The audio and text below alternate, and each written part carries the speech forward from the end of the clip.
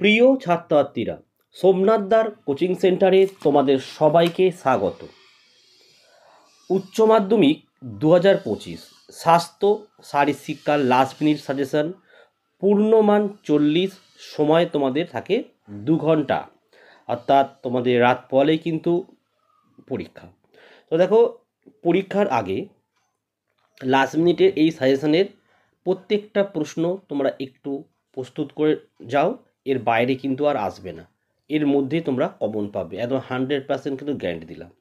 প্রথম অধ্যায় শারীরশিক্ষা, স্বাস্থ্য সক্ষমতার আধুনিক ধারণা।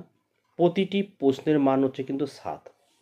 এখান থেকে আমি দিয়েছি 4টে প্রশ্ন, কী কী দেখে নাও। 1, শারীরশিক্ষা কাকে বলে, শারীরশিক্ষার আধুনিক ধারণা আলোচনা করো। 2, বয়ঃসন্ধিকাল বলতে কী বোঝো, বয়ঃসন্ধিকালে ছেলে মেয়েদের চাহিদা ও সমস্যাগুলি লেখো।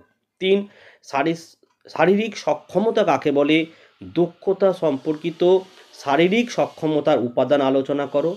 4, দেখো শারীরশিক্ষার প্রকৃত অর্থ কী, শারীরশিক্ষার সাথে অন্যান্য বিষয়ের যোগ সূত্রগুলি আলোচনা করো। ঠিক আছে, দ্বিতীয় অধ্যায়ে চলে আসো। এখান থেকেও দিয়েছি আমি মাত্র চারটে প্রশ্নই দিয়েছি, একটা প্রশ্ন বাদ দিলে চলবে না কিন্তু। 1, নিউটনের প্রথম গতিসূত্র লেখো, খেলাধুলার ওপর নিউটনের প্রথম গতিসূত্রের প্রয়োগ আলোচনা করো। 2, হাইপোকাইনেটিক জনিত রোগ বলতে কী বোঝো, কয়েকটি হাইপোকাইনেটিক রোগের নাম লেখো, আর মেধাধিক্যের কারণগুলি লেখো। এই দুটি প্রশ্নের মধ্যে একটা তো গ্যারেন্টি পাবেই কমন তোমরা। 3, দেখো সক্রিয় জীবনশৈলী সম্পর্কে আলোচনা করো। 4, উচ্চ রক্তচাপ কাকে বলে, উচ্চ রক্তচাপ কয় প্রকার কি সংক্ষেপে আলোচনা করো। 4টি প্রশ্ন দেখে যাও।